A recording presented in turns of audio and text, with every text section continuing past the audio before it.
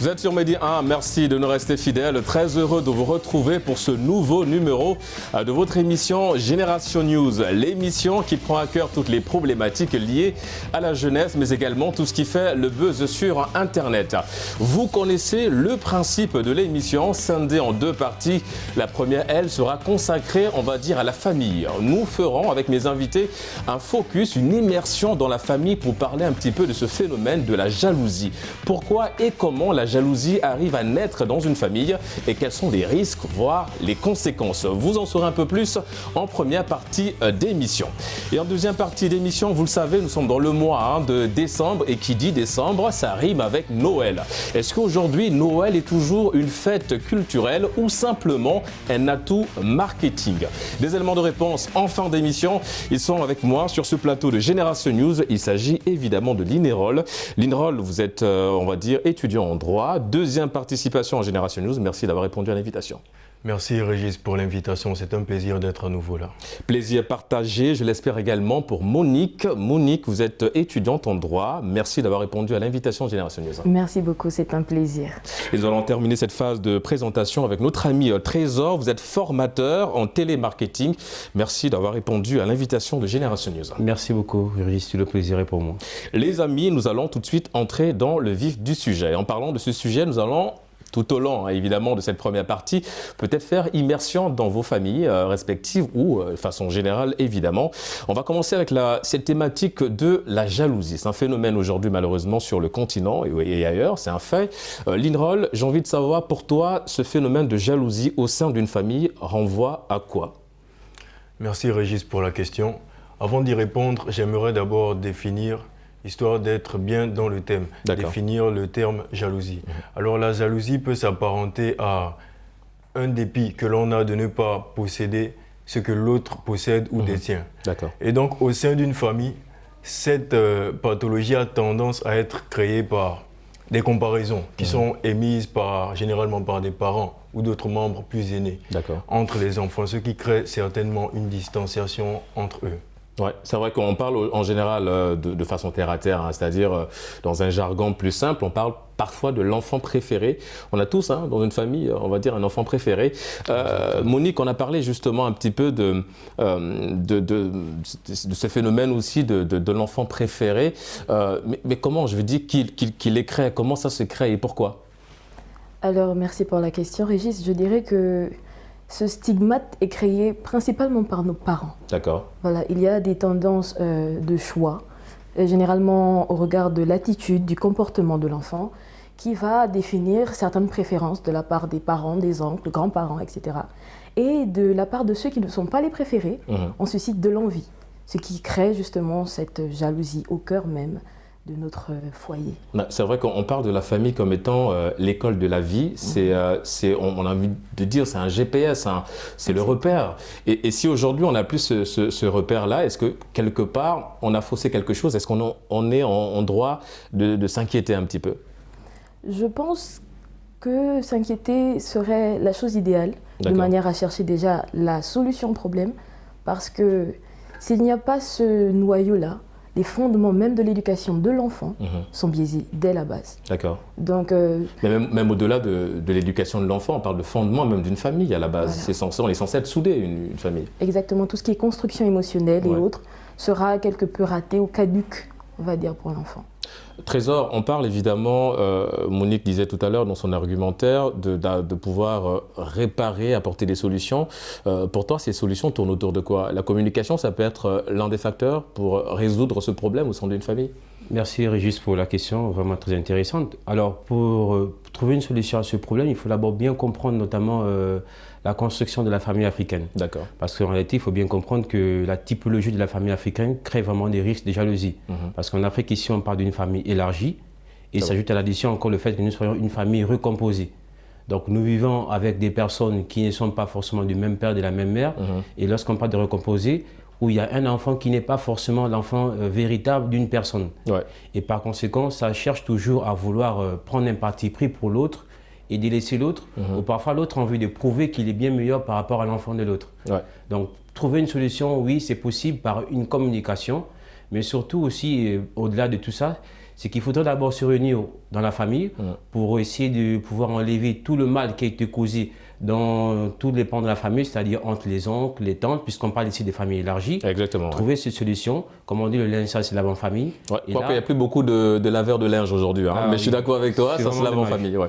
Et là, on pourra vraiment parler d'une solution. Mais dans tous les cas, la communication, c'est vraiment le plan le plus idéal. D'accord. Linerol, est-ce que ça veut dire que c'est plus difficile d'assister à ce phénomène dans des familles recomposées, au vu de ce que Trésor vient de souligner?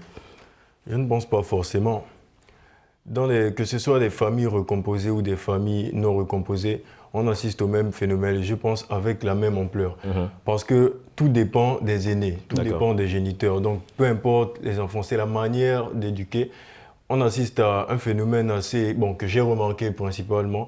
Il y a une distanciation, une différence entre l'éducation occidentale et l'éducation africaine. Ouais. Les Africains ont plus tendance à faire dans la comparaison, ce qui crée des jalousies, des tensions. Et les Occidentaux ont plus tendance à éduquer avec, je vais parler de développement personnel, c'est-à-dire créer la confiance en soi à l'intérieur du système émotionnel des enfants. C'est assez intéressant ce qu'il vient de dire, Monique. C'est vrai que, est-ce que c'est là aussi la solution, revoir un petit peu? Parce qu'au vu de ce que vous dites, les parents ont visiblement une grande part de responsabilité dans le fait qu'il y ait des jalousies qui naissent au sein d'une famille. Oui, quoi qu'on ne va pas tirer à boulet rouge sur nos parents, mais on a l'impression qu'effectivement, ils sont un petit peu responsables. Je suis d'accord avec le fait de leur responsabilité, mais en revenant sur le trait de comparaison avec l'Occident et nous, j'aimerais aussi préciser qu'il y a un petit facteur qui me revient très souvent, c'est que l'Africain a du mal à exposer, sinon extérioriser les sentiments et les émotions qu'il a à l'intérieur de lui. C'est vrai. Vous allez remarquer que les Occidentaux facilement montrent l'amour qu'ils ont pour leurs enfants, quelle que soit la section ou le partage de famille. Mais chez nous, c'est plutôt à la dure. Donc, le fait de se sentir aimé par les parents ou encore de recevoir un traitement émotionnel conséquent est quelque peu difficile en Afrique. Ouais. Donc, c'est vrai que même en général, quand tu vas dire à ta mère « maman, je t'aime », la phrase qui vient après, c'est « tu veux quoi ?» Exactement. On a l'impression qu'en fait, le côté émotionnel, quand tu exprimes tes sentiments envers tes parents, on a l'impression que c'est pour avoir quelque chose en retour. Ce que je veux comprendre aussi, Trésor, je suppose que tu as des frères et sœurs, comment ça se passe? Je veux dire, à partir du moment où tu perçois déjà un petit peu cette distanciation-là, que tu perçois un petit peu ce phénomène s'installer dans la famille, comment ça se passe? Est-ce que tout de suite, tu vas vers tes petits frères ou tes petites sœurs pour dire, écoute, on gagnerait à être soudés que d'aller effectivement de façon dispersée? Alors la question est intéressante parce que moi, par expérience, je sors d'une famille recomposée. Donc la question est encore plus pertinente. Et c'était un peu pour légèrement contredire ce que me disait Linerol tout à l'heure. C'est que ça ne dépend pas forcément de ce que nous voyons en Occident. C'est surtout, comme je disais, du point de vue des parents. Si moi, je ne m'entends pas avec mon frère, ou bien si, par exemple, mon père, la femme avec laquelle il est actuellement, elle ne s'entendait pas avec ma mère, ça aura un impact sur la manière dont elle verra l'enfant en question. En l'occurrence, toi. Effectivement. Ouais. Et entre nous, les enfants, le fait que je serai toujours en situation conflictuelle avec elle, ils vont se dire à un moment donné, mais c'est ma mère, qu'est-ce que tu as? Il y aura un parti pris, il y aura un parti pris. Ouais. Et donc, de facto, la communication va être biaisée en même temps entre mes frères et moi, mais en même temps aussi entre elle qui me verra toujours comme un potentiel rival du fait qu'elle voit toujours ma mère. Ouais. Mais donc, du coup, comment ça s'est passé? L'on ne voulait t'interrompre. Je veux dire, comment ça s'est passé? Comment t'es arrivé? Est-ce que déjà, quand t'es arrivé dans cette famille recomposée, ou l'inverse, quand ils sont arrivés, est-ce que dès le départ, c'était un peu compliqué? Est-ce que tu as commencé à percevoir un petit peu ces tensions-là? Et si oui, comment tu as réussi? Je suppose que vous vous entendez très bien aujourd'hui avec tes demi-frères et sœurs. Oui. Comment ça s'est passé? Comment vous êtes arrivé au point d'installer ce processus de confiance et d'amicalité, j'ai envie de dire? Alors, ce processus de confiance a été vraiment élaboré par mon père parce que lui, c'était un psychologue, donc il savait les mécanismes qu'il fallait pour pouvoir résoudre cela. Donc, il faisait en sorte que les enfants de l'autre puissent être avec l'autre et l'autre femme. Et il faisait aussi en sorte que tous les enfants puissent bénéficier de la même quantité de cahiers à l'école, que les enfants puissent bénéficier du même goûter que les autres. Traiter de la même manière, en fait. Traiter de la même manière, en fait. Donc, il n'y avait pas une personne qui devait toujours avoir plus que les autres. Mais malheureusement, comme je disais, ce n'était pas souvent le bon point de vue de la femme.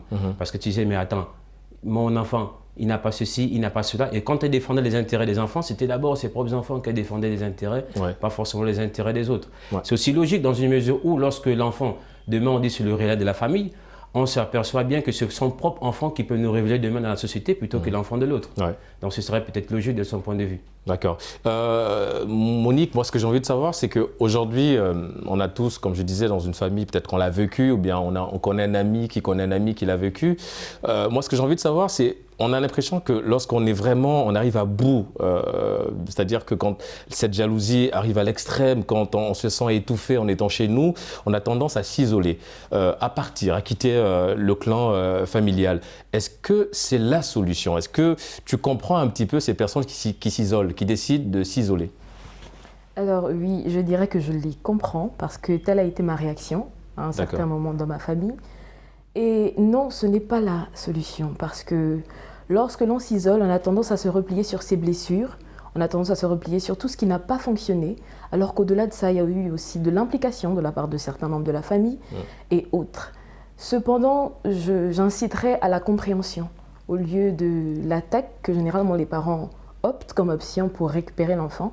La compréhension, la discussion est un élément très important. Exactement. De manière à véritablement comprendre quels sont les besoins de l'enfant, comment pouvons-nous apporter une aide. Ouais. Mais généralement, les parents sont plutôt dans le « je veux récupérer l'enfant, je veux que l'enfant me revienne dans le cocon familial ». Et ça va généralement en affrontement, en « vous ne me comprenez pas », en « c'est toi qui ne comprends pas », etc. Et tellement de mésententes que la communication se retrouve biaisée au sein de la famille. C'est vrai, et c'est vrai que ça devient, du coup, là, ça devient un petit peu compliqué quand on se retrouve dans cette étape-là. Comment ça se passe? Moi, tout à l'heure, tu parlais un petit peu du fait que dès qu'il y a effectivement un peu cette jalousie qui s'installe au sein de la famille, les parents, effectivement, doivent beaucoup plus être dans la position d'écoute, c'est-à-dire de comprendre et non de répondre.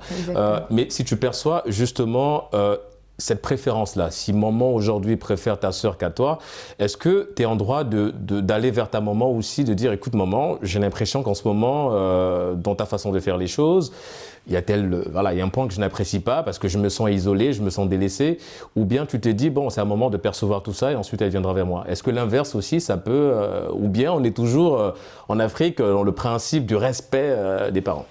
Mais est-ce que tu te vois aller vers ta maman pour aller le lui dire? Je pense qu'aujourd'hui, avec le peu de connaissances ou d'expérience que j'ai pu emmagasiner, je pourrais voir ma maman. Ouais. Mais à une certaine époque, ou du moins si on considère la tranche d'âge d'entre, on va dire l'adolescence, 9 ans jusqu'à 15 ans, il est difficile d'aller vers ses parents pour souligner ce fait. Parce que tout de suite, généralement, les réactions des parents, c'est nous sommes jaloux de l'enfant. Par exemple, pour le petit frère est toujours le petit chouchou. Bon, le dernier de la famille en général. Exactement. Bon, je sais de quoi je parle, je suis le dernier de la famille. D'accord. Donc si je vais me plaindre pour dire à ma maman que bon, je trouve que tu as des préférences ou des sélections par rapport à mon petit frère, généralement ce qui sort c'est le problème revient de moi. Ouais. Donc ça peut être un frein, c'est-à-dire quand on regarde les coutumances, autant pour moi au sein des familles, on a du mal à aller et on attend que le parent remarque.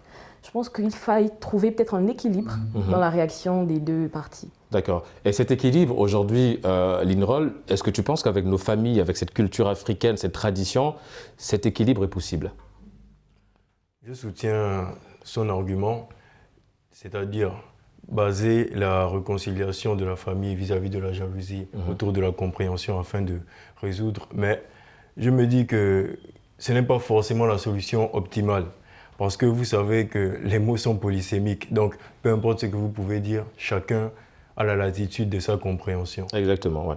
L'interprétation, comme on dit, elle est libre. Hein. Elle est libre, voilà. Et souvent, ça fait en sorte que peu importe l'envie, le désir que vous avez d'arranger les choses, vous n'y arriverez pas forcément et vous serez tenté de prendre vos distances pour votre propre sécurité. D'accord.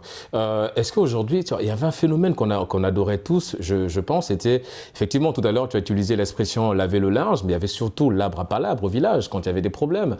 Cet arbre visiblement disparaît avec ce monde 2.0. On a l'impression qu'en fait, effectivement, on se laisse un peu influencer parce qu'on regarde aujourd'hui à la télé, ce qui fait que les conflits en général, on ne les règle pas sur la communication, on les règle parfois dans le sens, tu l'as souligné, de l'extrême.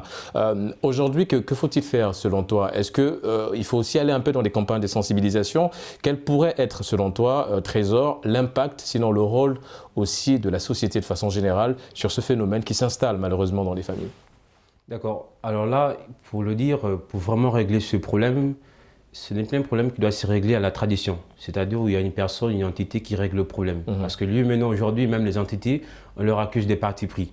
C'est vraiment un problème d'ordre social où il faut des mécanismes sociaux pour régler cela. Donc des sociologues, il faudrait que les parents puissent comprendre qu'aujourd'hui, pour régler même les problèmes de couple, ils doivent aller se rendre chez un psychologue. Ouais, c'est vrai. Donc, parce que nous, en Afrique, régler le problème de couple, en général, Monique, si elle a un souci, elle appelle sa sœur. Voilà. C'est en général la sœur qui joue le rôle du psychologue. Or, effectivement, le psychologue, il est formé, c'est cette personne qui a cette capacité de mettre des mots, donc M-O-T-S, sur tes mots à toi, M-O-A-X. Donc les difficultés, effectivement. Je te laisse terminer, mon cher Trésor. Alors, donc, ce que je disais, qu'il faut vraiment que ce soit un psychologue ou un sociologue auquel les parents pourront consulter pour qu'ils puissent réellement régler ce problème. Et qu'il se soit surtout de la communication et surtout que, comme c'est un slogan qui est vraiment utilisé dans un pays que j'aime, le Gabon, c'est l'égalité des chances. C'est-à-dire que le parent qui a le monopole ou encore celui qui a la gestion du portefeuille de la famille puisse mettre tout le monde sur le même pied d'égalité afin que personne ne se soit laissé de côté en fait. Ouais, bon, ça c'est le rôle de papa en général, le chef de famille effectivement. C'est très pertinent ce que tu viens de dire, Trésor. Monique, je me tourne vers toi. On parle effectivement, il a souligné un point, le rôle, l'impact de la société. Il a parlé effectivement de la tradition, mais je veux dire, on est aujourd'hui dans un monde 2.0. Est-ce que la sensibilisation aussi, ça reste un élément, un facteur à prendre en compte? Oui, je dirais. Aujourd'hui, je remarque que les individus de différents sexes et de différents ordres n'ont pas tendance à vouloir laisser d'entrer des intrus dans leur vie. C'est généralement à caractère personnel. Donc, les sociologues, c'est une bonne idée, des sensibilisations, encore mieux. Mais est-ce qu'on a cette culture en Afrique? Exactement. L'arbre par l'arbre reste le plus bel exemple que j'ai pu percevoir en Afrique.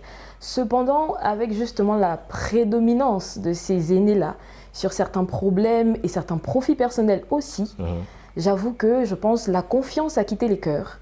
Donc pour régler un conflit en famille, on préfère rester dans le cadre privé. L'inérole, effectivement, c'est la solution. Et la sensibilisation derrière aussi. Est-ce qu'on peut aller dans le sens d'organiser des séminaires, des conférences, peut-être pour dire, parce que tout à l'heure, vous allez parler de l'extrême. On peut citer, il y a des exemples, il y a une flopée d'exemples aujourd'hui. Malheureusement, l'extrême, c'est la mort. On est conscient de ce fait, parce qu'il y a un phénomène aujourd'hui qui s'est installé aussi, c'est celui de l'empoisonnement, qui est en général motivé, comme l'a souligné l'inérole, par la jalousie. Est-ce que là aussi, on n'est pas en droit, en tout cas ce qui concerne la société civile, d'organiser peut-être des panels ou bien des conférences pour dire, écoutez, faites attention, voilà, peut-être aller dans ce sens-là, ou bien tu estimes qu'il faut d'abord régler, le problème doit d'abord être réglé dans la famille avant évidemment que la société n'apporte sa pierre à l'édifice? C'est une question qui est vraiment très pertinente. Et je dirais que je ne suis pas d'accord avec les méthodes modernes pour régler les soucis familiaux. Pourquoi? Si on fait une simple analyse, une analyse brève, on se rend compte qu'il y a ce problème a pris de l'ampleur comparé aux temps anciens. Donc, je me dis que lorsqu'on utilisait des méthodes dites archaïques, on arrivait à mieux gérer ces soucis-là. C'est-à-dire l'arbre par l'arbre et tout le reste. Exactement. Mais maintenant qu'il y a des solutions modernes telles que les psychologues, des sociologues, des psychanalystes, etc. Il y a une pléthore de solutions modernes. Mais le problème prend de plus en plus de l'ampleur. D'où cette forme peut-être d'éducation, peut-être éduquer un petit peu la société, éduquer nos parents, de dire, écoutez, c'est vrai, l'arbre par l'arbre à l'époque c'était bien, laver le linge en famille c'est bien, parce que quand on arrive à l'extrême aussi, c'est un petit peu ce que tu as fait, Monique, désolé de prendre l'exemple sur ta situation, c'est le fait d'avoir, on va dire, le fait d'avoir décidé de partir, te replier un petit peu, en général ça peut être dangereux parce que tu peux verser dans une dépression, et la dépression c'est quoi? C'est simplement le fait de se parler à soi-même, mais de façon négative, et ça peut aller très loin. Donc l'objectif ici, c'est se dire, ok, on peut aller consulter, comme l'a souligné Trésor, on peut aller consulter un un psychologue, on peut aller consulter effectivement un sociologue pour essayer de sortir un peu de cette zone de confort où on pense qu'en fait on a besoin de personne. Parce que quand on est dans un état dépressif, c'est qu'en fait on est dans une salle insonorisée où on crie à l'aide et personne ne nous entend. D'où le fait d'aller consulter. Effectivement, je suis d'accord avec toi, mon cher Linrol. Et pour conclure, en fait, pour rajouter aussi par rapport à ce que tu viens de dire, c'est qu'effectivement, il faut peut-être éduquer encore un petit peu la population, de dire, écoutez les amis, il est peut-être temps pour nous d'aller voir ces messieurs-là, les psychologues en général. Linérolle, je te laisse terminer, à part si tu as conclu. Non, je n'avais pas conclu, mais... non, mais je te laisse... moi, j'ai juste apporté un petit peu. Hein, je suis en accord avec toi, donc j'ai juste essayé d'apporter... Je disais que je suis pour la sensibilisation. D'accord. Néanmoins, je pense qu'il faudrait plus regarder sur nos méthodes dites archaïques, et histoire de se baser, d'avoir un modèle. Et si il y a moyen de faire une synthèse afin de trouver une meilleure solution, donc de joindre à la fois les solutions archaïques et les solutions modernes afin de trouver une solution efficiente et optimale, pourquoi pas? D'accord. Monique, quand tu as décidé de prendre du recul avec ce qui se passait, comment tu as réussi à gérer ça et comment ça a été pris, comment ça a été accueilli par la famille?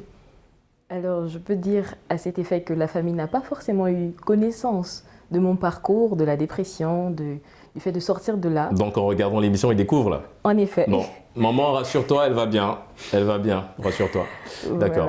Voilà. J'avoue que j'ai pris de l'appui sur mes croyances, on va dire. D'accord. Et la présence de tous mes frères, sœurs, amis autour de moi a été énormément bénéfique parce qu'à ce moment, généralement, ce dont on a besoin, c'est une écoute. C'est vrai. C'est de l'écoute, de la présence. Souvent, pas forcément des personnes qui te conseillent, cependant, une écoute, une présence. Ouais, en fait, c'est simplement le fait d'extérioriser tout ce qu'on a emmagasiné, en fait. Exactement. Le fait simplement de parler. Comme on dit, parler, ça soulage. Et ça, c'est... Est-ce que toi, Trésor, tu as l'avantage d'avoir un papa qui est dans le domaine, tu l'as souligné tout à l'heure, il est psychologue, c'est ça? Il est psychologue, oui. Donc, du coup, est-ce que toi, c'était plus facile de pouvoir libérer tes émotions avec ton père? Ah oui, c'était plus facile de libérer les émotions avec lui. Mais oui, c'était beaucoup plus facile parce que lui, c'était quelqu'un qui savait écouter. D'accord. Tu pouvais passer 30 minutes à parler, lui t'écoutait seulement, et c'est à la fin qu'il puisse te donner une solution.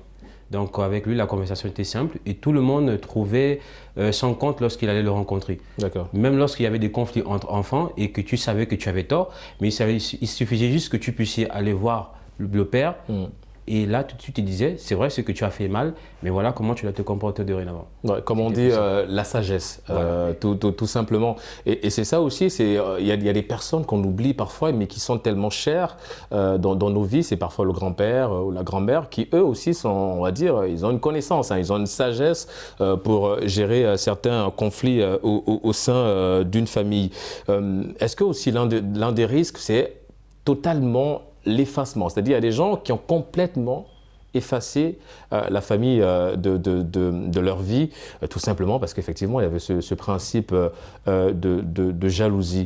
Linérolle, je veux dire sur un plan philosophique, j'ai envie de dire, est-ce que c'est pas un petit peu dur de se retrouver seul quand on sait qu'on a un frère et une sœur, mais le fait de se retrouver seul, est-ce que c'est pas un peu difficile? Sur un plan philosophique, je dirais que c'est difficile parce que... On a toujours besoin de quelqu'un. Exactement, ne s'auto-suffit pas. Néanmoins, comme je l'ai dit au début de l'émission, si notre sécurité interne est menacée, je pense que prendre ses distances reste la meilleure des solutions. Ouais, l'état émotionnel. Exactement. Monique, selon toi, est-ce que cette jalousie va disparaître un jour? Ou bien, est-ce que c'est pas aussi un petit peu, je veux dire, enfin risqué, c'est pas le terme, mais quand tu es dans une famille, le fait déjà de savoir que tu peux potentiellement avoir une sœur ou un frère qui va devenir jaloux de ce que tu peux mettre en place, est-ce que ça aussi, ça n'inquiète pas un petit peu? Est-ce qu'on n'a pas l'impression d'être un petit peu parano? C'est peut-être un peu fort, mais est-ce qu'on n'a pas cette impression-là? Le sentiment peut venir à nos pensées. Ouais. Cependant, nous pouvons le traiter le plus tôt. D'accord. Si nous pouvons assurer à nos enfants un cadre aimant et respectueux, nous pouvons diminuer ce sentiment d'infériorité à l'enfant qui va venir. Donc, on soigne ça avec de l'amour. Beaucoup plus de l'amour, de compréhension. Et de patience. Des patience. Ah oui, exactement. C'est effectivement la patience, ça reste la clé. Du coup, cette patience, toi, tu es obligé de l'installer un petit peu. Trésor, vu que voilà, tu l'as souligné, tu es dans une famille recomposée. La patience a été, je veux dire, le maître mot pour toi. La patience? Ouais. Oui, effectivement, c'est l'une des solutions pour ce mal. Ça a été le cas pour toi? Je veux dire, tu as beaucoup été patient quand tu es arrivé, malgré le fait que, Effectivement, c'était un peu compliqué de se retrouver dans une famille recomposée. Cette patience, ça t'a beaucoup aidé? Oui, il faut être patient parce que, c'est comme on dit, c'est au bout de la patience qu'on voit le bénéfice de ce qu'on a patienté. Ouais. Donc j'ai vraiment beaucoup patienté parce qu'il fallait aussi respecter les autres. Ils ne s'attendaient pas à toi, on n'avait pas la même éducation de base. C'est vrai. Et au fur et à mesure, il fallait accepter les autres pour qu'ils puissent t'accepter. D'accord. Il s'appelle comment ton frère? Enfin, ton demi-frère ou ta demi-sœur? Bah, ils sont nombreux. Hein. Non, mais tu peux les citer, enfin 2 ou 3. Il y a mon frère Kevin D'accord. Il y a Kevin, il y a Petit Cœur, il y a Petit Bout, il y a Stéphane. Ah, il y a beaucoup de petits chez vous. Hein. Bon, d'accord. On salue tout le monde, évidemment, de ce côté et qu'ils se rassurent. Hein. Tout se passe bien, évidemment. On arrive bientôt au terme de cette première partie d'émission. Quelques mots, Linerol. La jalousie, peut-être un petit peu l'impact, elle a parlé tout à l'heure de la religion, l'impact de la religion dans le fait de soigner cette jalousie en famille. En quelques mots. L'impact de la religion. Déjà, quand on la voit, on voit qu'elle va très bien. Donc, on peut dire que ça a vraiment un impact positif.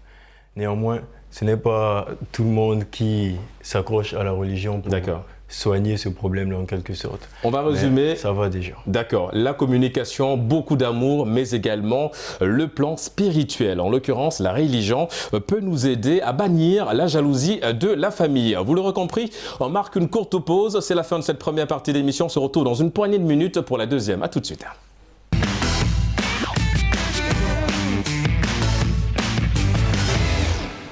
De retour sur le plateau de Génération News pour la deuxième et dernière partie d'émission.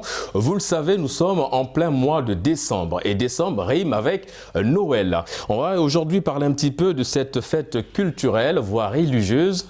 On va un petit peu décortiquer la thématique en ce qui concerne Noël. Est-ce qu'aujourd'hui Noël est devenu simplement un aspect, un outil marketing? Trésor, Noël, la magie de Noël, évidemment, tu as grandi avec cette magie. Qu'est-ce que cette fête représente pour toi? Alors pour moi, Noël, c'est la magie de la réconciliation. D'accord. Tout à l'heure, on venait un peu de parler d'un problème dans la famille qui est la jalousie. Exactement, en première partie. Et c'est le 25 décembre, effectivement, c'est au moment où on oublie même ces problèmes-là. Parce que tout le monde se réunit, on mange ensemble, on discute ensemble, on rit ensemble, on a des cadeaux et on se rit ensemble. D'accord. Et évidemment, c'est pas un peu difficile pour toi de passer Noël loin de la famille? Non? Ben oui, ce serait difficile parce que ce serait une première expérience pour moi d'abord. D'accord. Mais comme aujourd'hui la technologie a évolué, je pourrais le faire par visioconférence, il n'y aura pas de problème là-dessus. D'accord. Noël, Monique, ça représente quoi pour toi, je veux dire, cette fête? Noël, alors je dirais famille, amusement, retrouvailles aussi, si je puis dire. Et c'est le moment, j'ai envie de dire, de célébrer. On n'a pas toujours le temps ou l'occasion de se retrouver en famille. Donc c'est le meilleur moment pour se retrouver. Mais est-ce que c'est toujours le cas aujourd'hui? Alors aujourd'hui, étant à distance de la famille, non. Les décorations, les sapins, les cadeaux, tout ça, ça nous manque. Cependant, je veux dire, c'est une étape dans le processus que tu aimes bien, la décoration avec et tout ça, les lumières.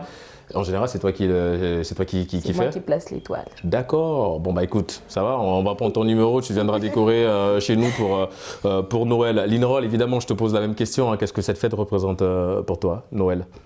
Bon, je ne dirais pas que ça représente grand-chose pour moi. D'accord. Néanmoins, comme il a dit tout à l'heure, ça représente le rassemblement, la réconciliation et la vie de famille en quelque sorte. En fait, pour toi, Noël, c'est un non-événement. C'est un jour ordinaire, comme les autres. C'est un jour ordinaire. D'accord. On va revenir sur la thématique. Monique, on parle aujourd'hui d'une fête culturelle aussi, parce que c'est le cas. Culturellement, Noël n'est pas célébré dans tous les pays de la même façon. Noël au Japon, c'est différent de Noël, effectivement, au Gabon, au Sénégal ou au Congo. Ce que j'ai envie de savoir, c'est que aujourd'hui, de ce que tu observes, est-ce que ça reste toujours une fête culturelle ou bien il y a un aspect purement et simplement marketing autour de cette fête? Alors, j'admets qu'au regard de ce qui se passe actuellement, on tend vers le marketing. Avant, c'était une question de célébration des liens familiaux. Ouais. Beaucoup l'ont lié aussi à tout ce qui est religion, naissance de Jésus, etc. Mais s'il faille rester spécifiquement sur le plan culturel, je dirais que les valeurs culturelles disparaissent petit à petit. C'est plus une histoire de cadeaux, de guirlandes. En fait, c'est surtout ça, effectivement, parce qu'on a résumé la fête simplement au cadeau. On a l'impression que si tu offres un cadeau pendant Noël à quelqu'un, c'est bon, tu as réussi. Le quota est fait. Ouais. Est-ce que sur un plan trésor, sur un plan aussi, tout à l'heure, vous parlez de l'aspect familial, le fait de se retrouver. Du coup, Noël a beaucoup plus, on va dire, une importance capitale qu'une simple fête. C'est aussi un moment où, comme on dit, c'est un aspect social, j'ai envie de dire, c'est-à-dire un aspect social mais qui guérit. C'est-à-dire on se retrouve autour d'un verre, autour d'un repas, on règle nos problèmes. Est-ce que cet aspect social est toujours, on va dire, installé? Est-ce que c'est toujours là, selon toi? Oui, c'est toujours là, parce que franchement, c'est l'un des rares moments où la famille se retrouve pour sourire. Parce qu'on sait qu'en Afrique, nous, on se retrouve seulement pour pleurer. Quelqu'un est mort, c'est là où la famille se retrouve. Ouais. Mais hors Noël, c'est le moment non seulement aussi de fixer le regard sur les enfants, qui, demain, seront les parents de la famille. Et Noël, c'est pas que pour les enfants, Trésor. Oui, bien sûr. Mais on a droit, nous aussi, à la magie de Noël. On est d'accord, mais on est d'accord qu'au préambule, Noël, c'est d'abord pour les enfants. On est d'accord. Donc, la famille est beaucoup plus axée sur la génération qui vient. Et après, parce que ce sont eux qui vont prendre le flambeau de la génération présente. Ouais. Donc, lorsque les enfants se réunissent, lorsqu'ils rient ensemble, ça veut dire que la famille ira bien demain. Surtout quand on parle d'une famille élargie qui est la famille africaine. Ouais, mais est-ce que c'est le moment aussi de régler les problèmes pendant Noël? Parce qu'on parle de l'aspect social, on parle de l'aspect qui guérit. Est-ce que Noël, c'est le bon moment pour régler les conflits? Alors, il faudrait prendre ça avec des pincettes. Ce serait un moment de régler les conflits, mais pas des conflits qui sont trop sensibles, pour éviter qu'après, ça vire à autre chose. Et vous voyez, quelqu'un va boire quelque chose de travers et ça va le passer par la gorge et ça va crisper certaines personnes. Bon, Linerol, moi ce que je veux savoir, c'est comment nous en sommes arrivés là. Comment aujourd'hui une fête culturelle comme Noël se retrouve à un simple et réduit à un simple outil marketing? Merci Régis pour la question. Je pense que nous en sommes arrivés là parce que si on regarde à l'échelle de la société, nous sommes dans une société de consommation. Exactement, le capitalisme. Exactement, le capitalisme. Donc on est poussé au maximum, on nous pousse à consommer au maximum. J'ai pour preuve l'exemple du Black Friday. Exactement, ouais. Voilà, qui est un exemple typique de capitalisme. Mais comme on dit, on ne se rend pas forcément compte de ça. Les gens sont plus basés sur, surtout ceux d'appartenance religieuse chrétienne, ils se basent plus sur l'idée de la célébration de la naissance du petit Jésus. Ouais. Mais ce qui se cache derrière, c'est un outil marketing de haute ampleur. D'accord. Est-ce que du coup, quelque part, cette magie, Monique, selon toi, va disparaître un petit peu si aujourd'hui, cette fête se tourne un petit peu sur le côté marketing? Alors, merci Régis. Je pense que la magie ne disparaît pas. Il est vrai, le domaine marketing prend beaucoup d'ampleur.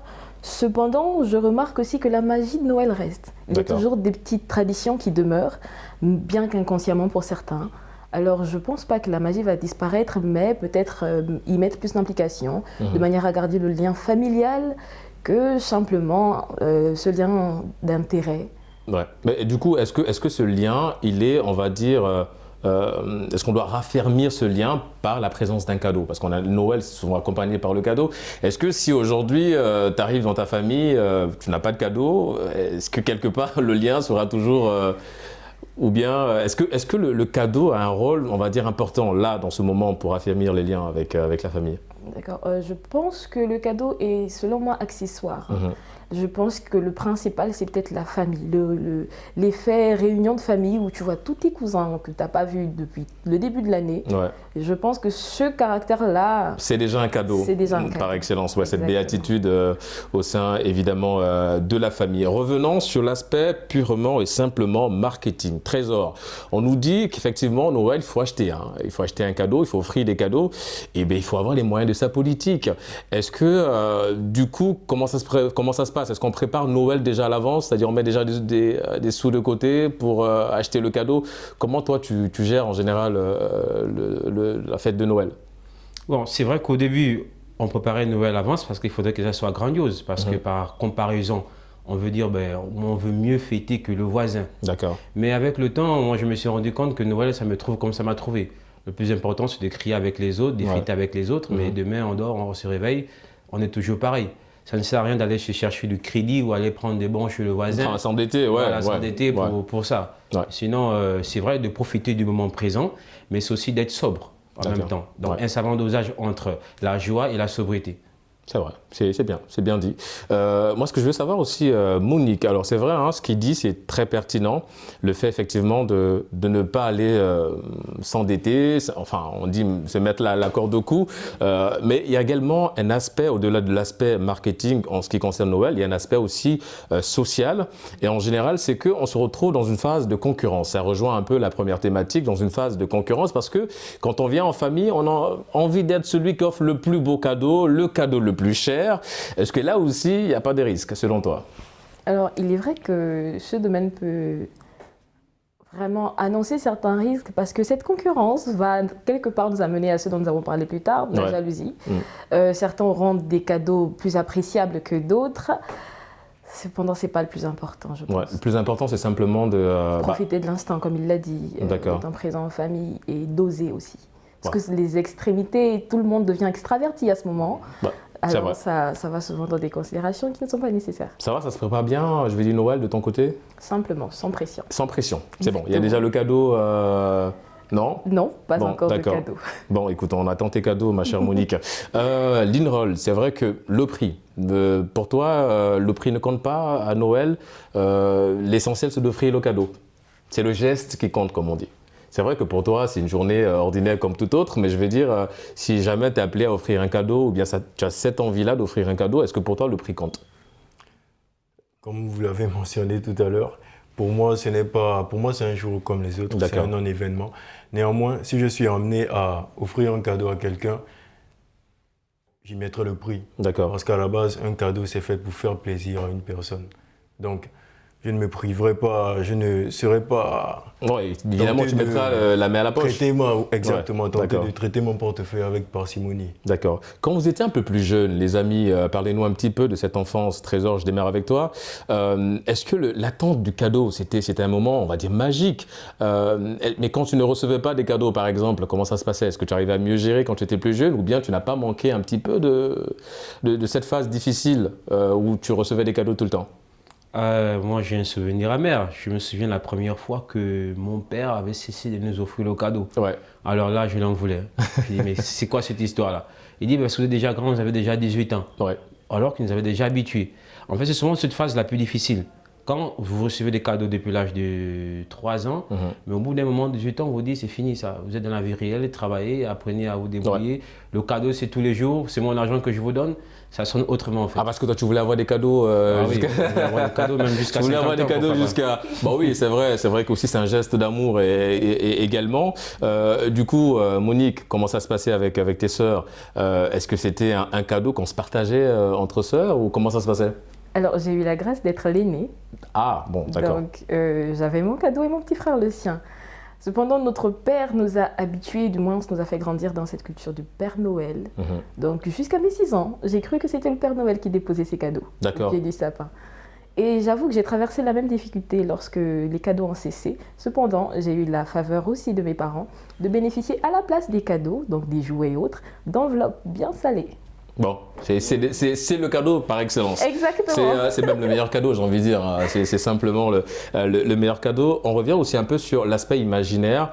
Est-ce que ça aussi, ça s'appuie un petit peu? Est-ce que ça renforce un peu l'idée de cette fête Linérold qui aujourd'hui est devenue simplement et purement marketing? Quand je parle de l'imaginaire, l'a souligné tout à l'heure, vous le connaissez tous, ce monsieur avec la barbe blanche, le Père Noël. Est-ce que ça aussi, ça vient renforcer l'aspect marketing? Je pense que ça renforce l'aspect marketing parce que le principal outil du marketing, c'est l'émotion. Donc, lorsqu'on joue sur l'imaginaire, on vous raconte une petite histoire, je ne dirais pas dormir debout, mais une petite berceuse qui embellit les choses. Forcément, vous serez tenté d'être pris dans cette vague d'émotions. C'était le cas de Monique, elle pensait que le Père Noël arrivait chaque soir déposer. Et donc, vous serez plus enclin à dépenser. Donc, ça va de pair. Il n'y aura jamais de dissociation pour moi. D'accord. Et du coup, toi, le Père Noël, c'était plus jeune, tu y croyais? Non. Non.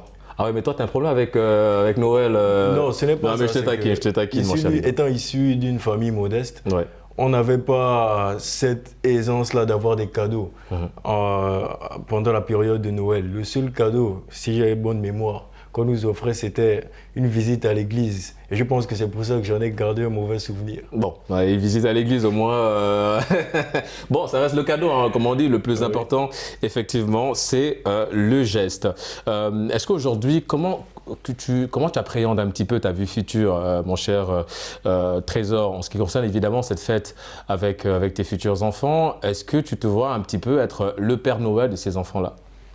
Oui, ma vie future avec les enfants, c'est d'abord de leur montrer que la fête, ce n'est pas seulement le 25 décembre. Ce serait tous les jours. Et je ne serai pas leur Père Noël seulement le 25 décembre, mais je serai leur Père Noël tous les jours. C'est pertinent, ça c'est très pertinent, parce que c'est là aussi le problème en fait en général. On attend une date bien précise pour offrir un cadeau, pour montrer son amour à ses enfants. Or effectivement, Noël c'est tous les jours, tout simplement. Effectivement. Enfin c'est pareil pour la Saint-Valentin aussi. Voilà. Mais je te laisse terminer, effectivement je suis d'accord avec toi, donc tu seras beaucoup plus un papa poule, un Père Noël. Effectivement, voilà. Parce que c'est souvent dommage de remarquer que tout le long de l'année, le père, il est devenu le père fouettard, il nous fouettait, il nous grondait, mais c'est vers le 25 décembre qu'il commence déjà à sourire. Pour compenser quoi. Voilà, et vous voyez qu'en une journée, ça ne cicatrise pas vraiment la blessure qui s'est passée depuis le mois de janvier. Je suis d'accord. Bon, je ne dis pas que j'ai vécu ça par expérience, mais on peut dire qu'en Afrique, généralement, c'est ça. Il y en a qui le vivent, il y en a qui vivent effectivement une situation un petit peu aussi malheureusement dégradante. C'est vrai que Noël aussi, on l'a dit, c'est un moment de communion. Alors tu n'as pas de petite sœur, Monique? Si. D'accord. Du coup, comment ça se passe avec elle par rapport à la magie de Noël? En tant qu'aîné, est-ce que tu te sens là obligé de lui offrir un cadeau, par exemple? Bon, en tant qu'aîné, je pense que je pars aujourd'hui d'un autre principe, celui d'inculquer le partage. D'accord. Le don, j'avoue que dernièrement, je pense énormément à ceux-là qui n'ont pas forcément eu le privilège de vivre des Noëls enchantés, enjolivés par des cadeaux, la présence des parents. Aujourd'hui, on se retrouve avec des situations dans le monde assez dégradantes. Donc, j'aimerais partager à mes petits frères et sœurs, bien sûr, cet amour du partage. À ce moment de Noël, vu qu'on attend bizarrement juste ce moment-là, juste partager au lieu d'attendre une réception, attendre que quelqu'un nous donne, juste offrant ce que nous avons à offrir. Ouais, c'est vrai. Au-delà de donner, c'est bien aussi parfois de recevoir un petit peu. Linérol, c'est vrai, tu n'as pas beaucoup de souvenirs en famille, mais le peu de souvenirs que tu as en famille en ce qui concerne Noël, comment ça s'était passé? Le peu de souvenirs que j'ai pour la période de Noël, ce sont des moments de partage, je ne dirais pas de réconciliation familiale, mais de trêve. D'accord. Donc, partage, trêve. La vie était belle pendant cette période-là, on va dire. Du coup, en fait, si je comprends bien, on a aujourd'hui un peu dans les familles africaines besoin de ces moments-là, ces moments de retrouvailles. Du coup, qu'est-ce qu'il faut faire, Trésor? C'est organiser Noël tous les jours, à l'image de ce que tu comptes faire avec tes futurs enfants. C'est ça, c'est organiser Noël, ces moments de retrouvailles tous les jours pour se dire, ce serait peut-être bien que, voilà, on échange. Ça fait 2 ans, 3 ans que je n'ai pas vu mon frère, ma sœur, ou 2 mois, ou 2 jours, c'est selon.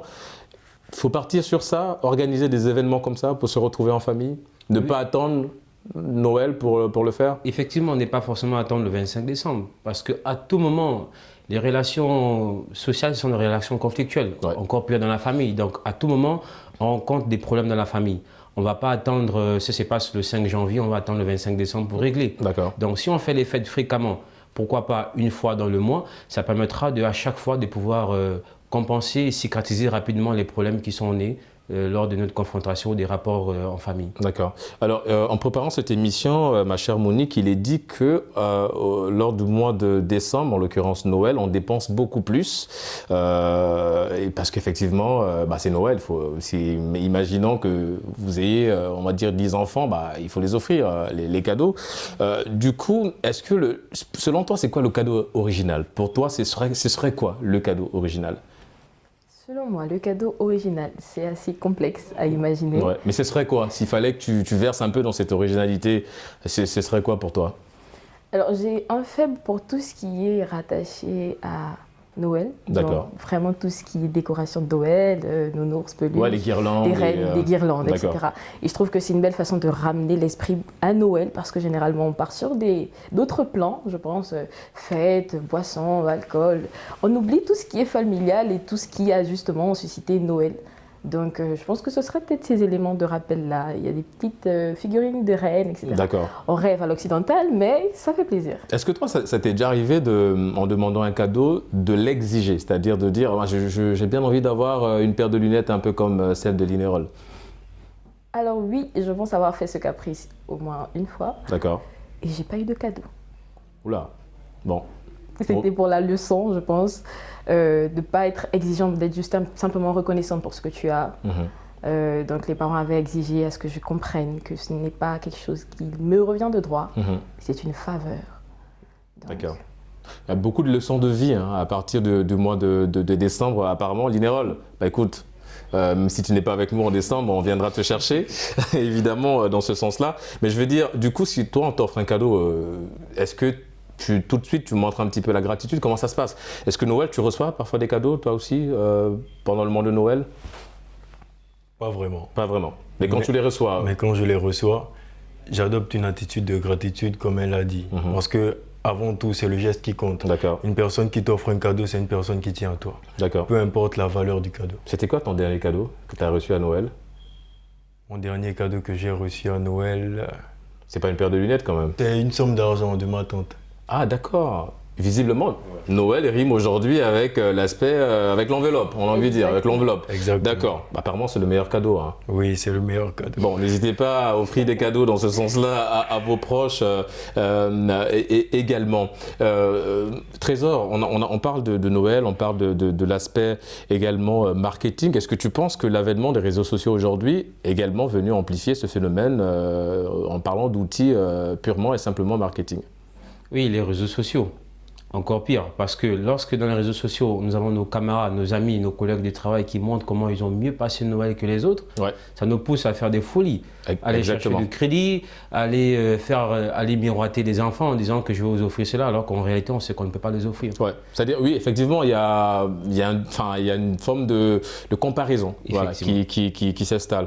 Et du coup, effectivement, Monique, là, ça devient compliqué. Là. Si on arrive au stade où on est obligé d'aller s'endetter, du coup, les réseaux sociaux, c'est vrai, ça amplifie un petit peu au vu des comparaisons. On va poster son cadeau et toi, tu n'as pas de cadeau, ça va devenir un petit peu compliqué.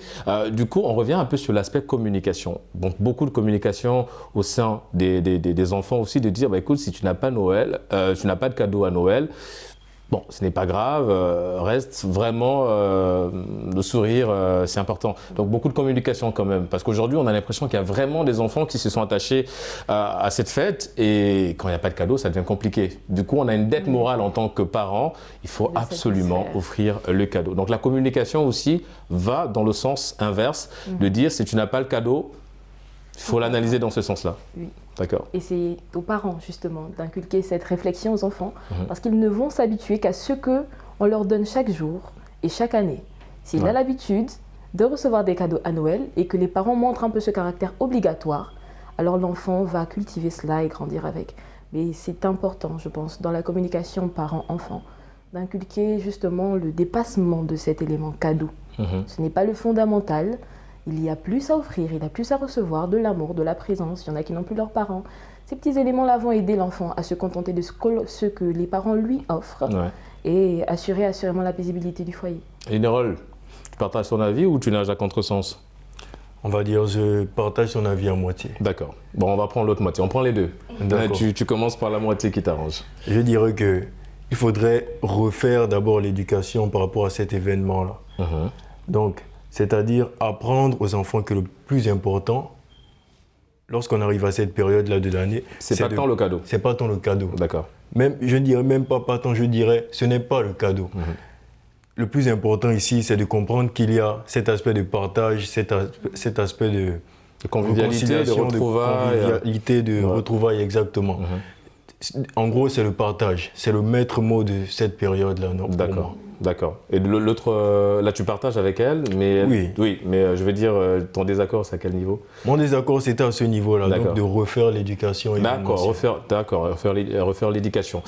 Trésor, du coup, le marketing, il tue un peu Noël, là, aujourd'hui?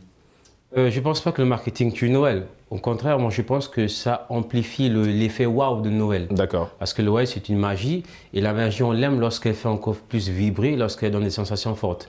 Et le marketing est venu vraiment accentuer ce point, dans la mesure où tout ce qu'on voit, tout ce qu'on vend, des bonbons, de la nouvelle technologie. Ouais, c'est comme il a dit, comme Linérol l'a dit, c'est pour susciter l'envie, l'intérêt. Effectivement. Donc le marketing est vraiment encore venu accentuer l'effet waouh. Et moi je pense que le marketing, au lieu de jeter des pierres là-dessus, il faudrait vraiment encourager en fait. D'accord. Bon, rassure-toi, on ne jette pas les pierres là-dessus, on veut juste un petit peu comprendre évidemment le processus. Monique, selon toi, on parle d'un monde qui bouge, on parle d'une évolution du monde, on parle aujourd'hui d'un monde connecté, on parle aujourd'hui d'une forme d'originalité. Est-ce que selon toi, Noël d'aujourd'hui sera Noël de demain, dans la manière de célébrer? Alors, au regard de l'évolution, justement, comme nous parlons, je trouve déjà que l'effet, ou du moins l'aspect traditionnel de Noël disparaît. Ouais. Donc, j'irai en m'inquiétant par rapport à l'avenir. Aujourd'hui, comme il l'a dit, avec les nouvelles technologies, ok, il y a plus de vues, il y a plus d'implications de tous les points de vue, surtout du point de vue jeunesse. Voilà, on veut tout ce qui est nouvelles technologies, Android, etc. Mais les traditions s'en vont, les considérations premières s'envolent. Ouais. Ce qui fait qu'aujourd'hui, même les enfants le voient d'un point de vue marketing.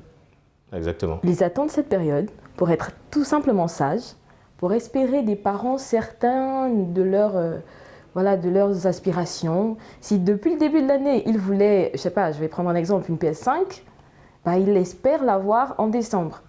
Et plus les technologies montent, plus d'ici là, bien sûr, on passera peut-être à un monde totalement virtuel. Ouais. Je ne pense pas que les traditions comme Noël vont résister en fait à l'effet. Alors, Linérol, il y a un sempiternel débat. On parle un petit peu aujourd'hui des fêtes importées, quand on parle de Noël, quand on parle de la Saint-Valentin.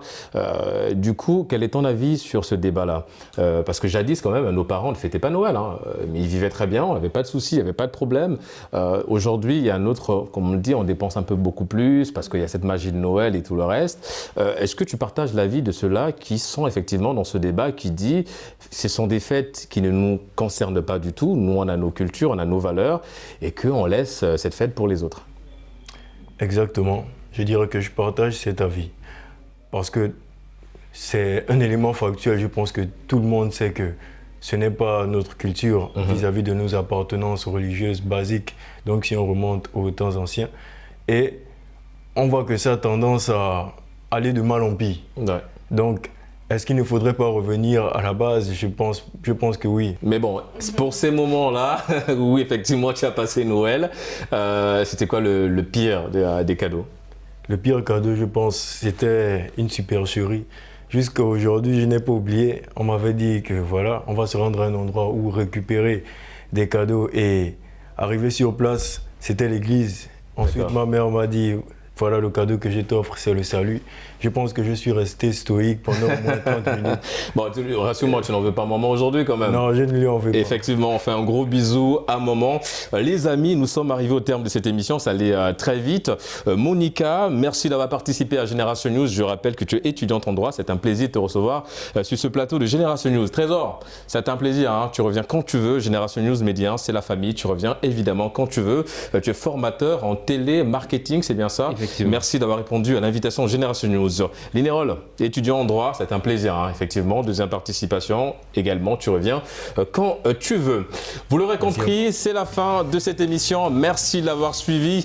Excellente suite des programmes sur nos antennes. Et d'ici là, n'oubliez pas, quoi qu'il arrive et quoi qu'il advienne, gardez le sourire.